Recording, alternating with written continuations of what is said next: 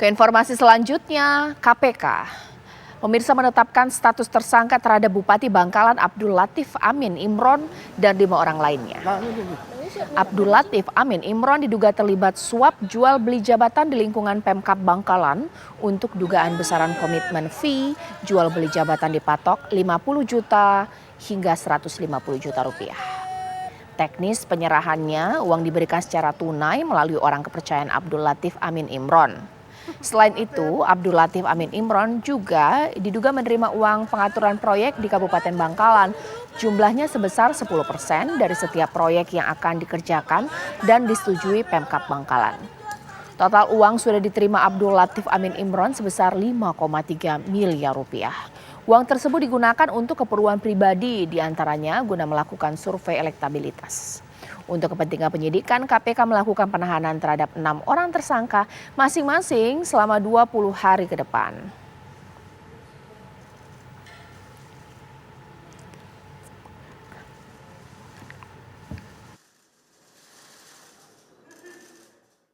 Ya, langsung saja saya akan berbincang dengan Kani Dwi untuk bertanya kepada Kani Dwi bagaimana kondisi terkini di KPK. Kani.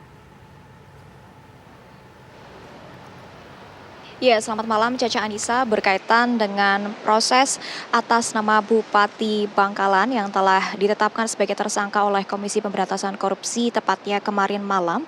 Betul sekali, atas nama Bupati Bangkalan ini telah ditetapkan sebagai tersangka oleh KPK atas nama Abdul Latif Amin Imron yang diduga ia terlibat dalam kasus lelang jabatan dalam wilayah di Kabupaten Bangkalan, Jawa Timur atas lelang jabatan terhadap beberapa sejumlah pegawai negeri sipil, yang mana memang kasus ini telah dipantau oleh pihak KPK sejak beberapa tahun lalu, yang mana akhirnya diterungkap senilai 5,3 miliar ini diterima oleh atas nama Bupati Bangkalan. Namun tidak hanya Bupati Bangkalan saja yang telah ditetapkan sebagai tersangka, juga ada 5 tersangka lainnya, yang mana memang total sudah ada 6 tersangka atas kasus tindak pidana korupsi yang terlibat dalam Bupati Bangkalan yang telah diungkapkan oleh KPK kemarin malam. Namun hingga kini kami belum mendapatkan konfirmasi lebih lanjut berkaitan proses selanjutnya apa yang akan dilakukan oleh pihak KPK. Namun yang dapat kami konfirmasi bahwa Bupati Bangkalan ini